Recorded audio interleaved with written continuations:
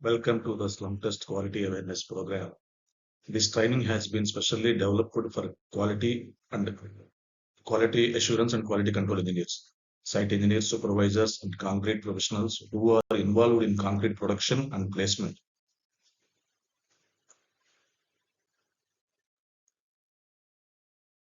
I am Jupali Murli Krishna, QAQC AGM.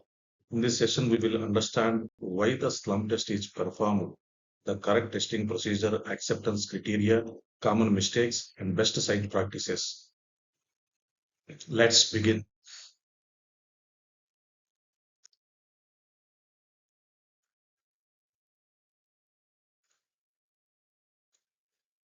Welcome to Quality Icons. Our objective is to share practical knowledge that improves construction quality and promotes engineering excellences. Today's topic is one of the most important field quality tests performed before every concrete pour, the slump test. By the end of this session, you will be able to confidently perform the test and interpret the results correctly. Why slump test is important? The first thing everyone knows that why slump test is important. Concrete quality starts before placement. Please remember, concrete quality starts before placement. The slump test provides a quick indication of the workability and the consistency of the fresh concrete. It helps verify whether the delivered concrete matches the approved mix design and whether it can be placed, compacted, and finished properly. Performing this sample test can prevent segregation, honeycombing, poor compaction, pumping difficulties, and costly repairs.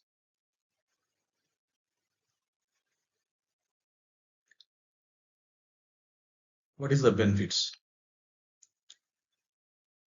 A properly conducted slump test helps ensure uniform concrete quality throughout the project. It improves durability, structural performance, surface finish, and construction efficiency. Remember, the slump test does not measure strength directly.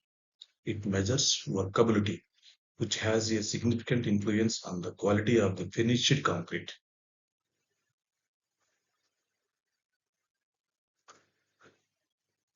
See, every successful concrete structure starts with proper workability.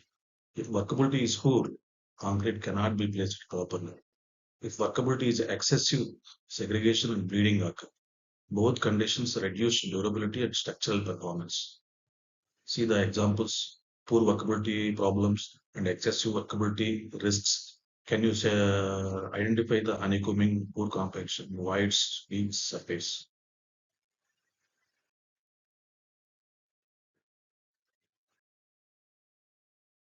The test is a simple field test used to determine the consistency and workability of fresh concrete. The concrete is placed inside a standard sample in 4 equal layers. Each layer is compacted using a tamping rod. After filling, the cone is lifted vertically, allowing the concrete to settle under its own weight.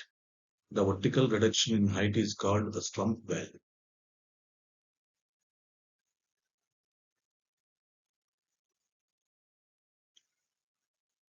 So this is the basic principle. Cone filled in layers and compacted, cone lifted vertically. Slump is the vertical settlement of concrete. Many engineers wrongly assume higher slump means higher quality. This is incorrect.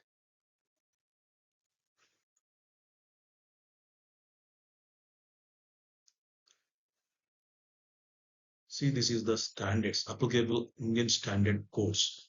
The following Indian standards are applicable for slump test and concrete works. IS 1199 Part 2, 2018, slump test procedures. Sampling and testing of the methods of sampling procedures. IS 456 2000, the general concrete requirements and guidelines. IS 4926 2003, this is the RMC production and delivery. IS 10262 2019. This is the very important for all site engineers and quality engineers. This is for the mixed design considerations.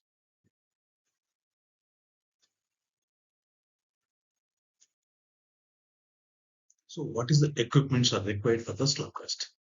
The first one is the slump cone, base plate, tamping rod, scale, spool, trowel.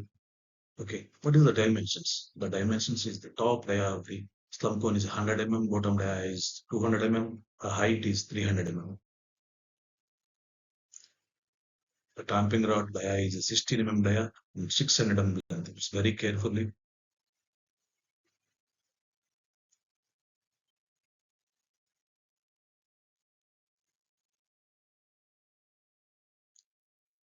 So,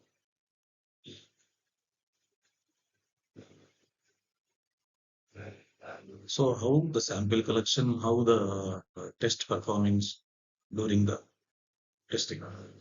Always collect the concrete sample from the middle portion of the discharged concrete. Never use the first or last concrete discharged from the transit mixer. Mix the sample thoroughly before testing. Testing should begin immediately to avoid loss of workability. First of all, clean the equipment. The equipment it must be all equipment must be clean, free from hardened concrete, dirt, oil, or moisture before starting up the test. This is the mistakes. What is the impact of the results? The cone is not cleaned properly and has cement-based concrete residues. The result is incorrect slump. Dirty equipment reduces workability and affect the slump value.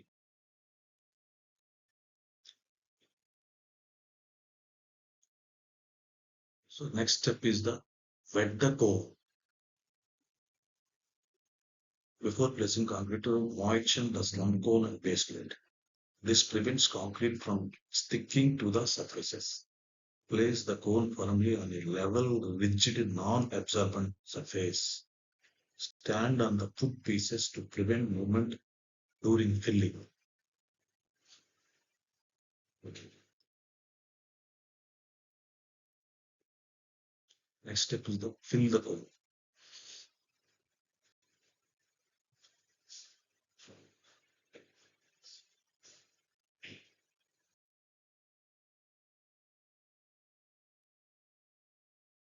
The next step is the fill in 4 equal layers. This is must very important.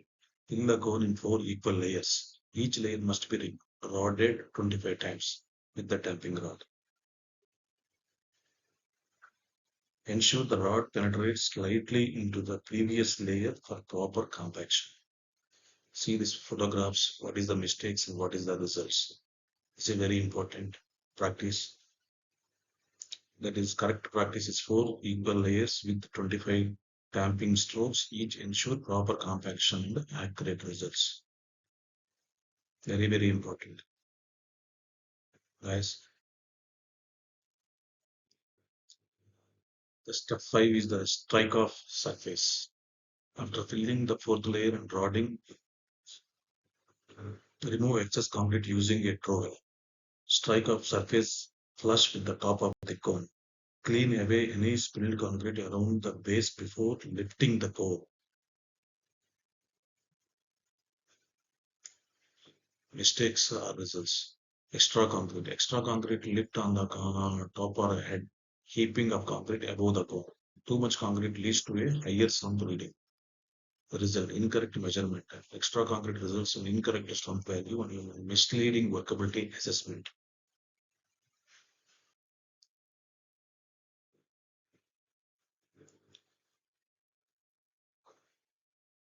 So next step is the lift the cone vertically. Lift the cone vertically upwards 5 to 10 seconds without twisting or horizontal movement. This is very important. Don't twist, rotate, or jerk the cone. The lifting process should take approximately 5 to 10 seconds. Allow the concrete to settle naturally.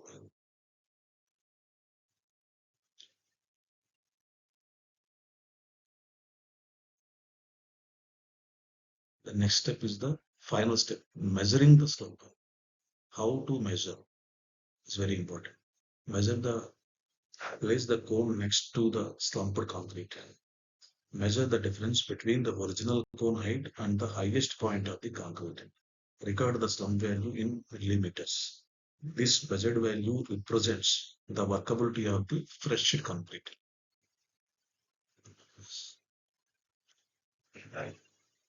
Here, the one more thing is how many types of slumps The number one, true slump. Number two, shear slump. Number three, collapse slump. Number four, zero slump. The true slump denotes uniform settlement, best concrete, accept. This is the ideal type of slump. Shear slump, reason, poor cohesion, gap graded aggregate, improper mix. Action, repeat test. If repeated, reject load and investigate. One side of the concrete slips down. This is the shear slump. Collapse slump. Concrete completely collapses. Zero slump, very stiff concrete. Used in pavements, roller compacted concrete and dry mixes. No visible settlements. Zero slump.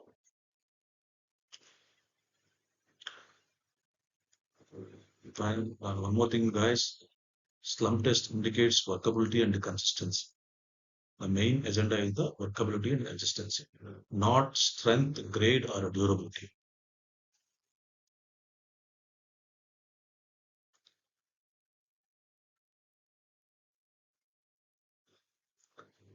This is the slump requirements for different construction activities require different slump values. Please see this PCC, footings, raft foundation, beams, slabs, columns, shear walls, pumped concrete, tremmy concrete, SCC. Is based on the as per standard codal positions. That means IS 456. This is the typical slump values. And one more thing, SCC slump test is not appropriate. Use slump flow testing as specified for SCC. SCC means self-compacted concrete.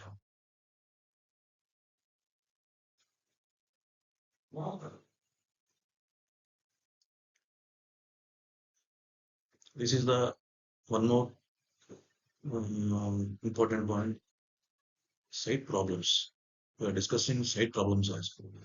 When you're getting the low slump, what is the causes? What is the problems? What is the QC action? Low slump concrete can create several site problems: difficult placement, poor compaction, honeycombing, cold joints, voids around reinforcement, reduced durability. Low slump, low slump may also increase labor effort and reduce productivity. Please, quality engineers and site engineers, this is very important because low slump affects workability and durability of concrete. Timely identification and corrective action help prevent quality issues and rework.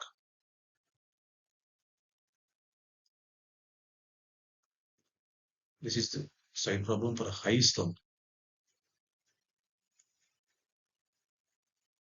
Excessive slump may indicate too much water or incorrect batching.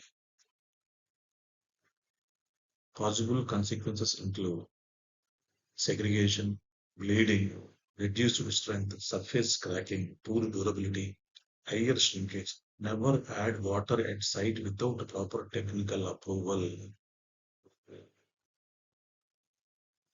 Very, very important point.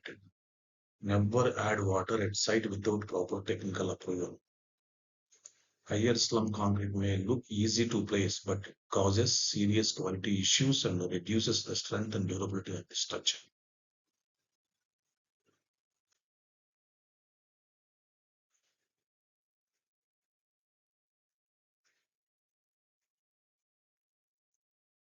This is the common mistakes frequently seen on site. Adding water without approval, testing after long delay, dirty coins, wrong tamping, measuring incorrectly, testing on soft ground, twisting core, using damaged core, accepting concrete without testing, ignoring delivery ticket. Accurate slump test depends on concrete procedure, proper equipment, and timely testing. Small mistakes can lead to big quality problems.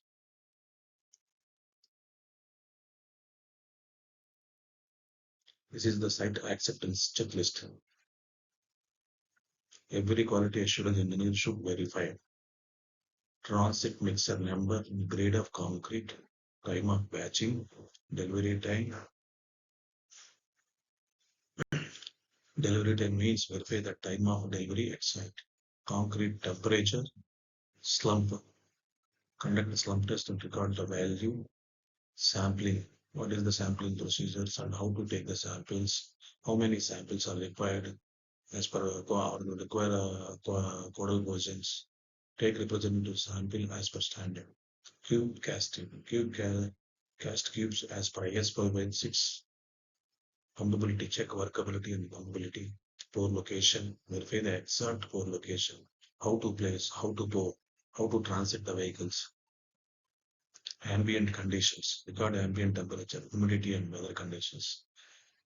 All verifications must be recorded in the quality assurance register. Don't accept any load without proper verification. In case of any discrepancy, inform the plant and project management immediately, or otherwise to inform to the quality control engineer at site level.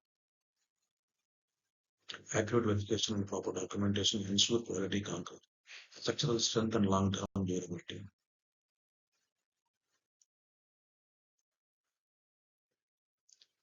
High quality icon. This is the closing message for the slump testing demonstration. Remember, a slump test is not just a routine quality check. It is the first opportunity to verify that fresh concrete is suitable for placement. A properly conducted test helps prevent honeycombing, segregation, pumping issues, costly repairs. Always follow the approved mix design and project specifications and relevant IS codes before accepting any load.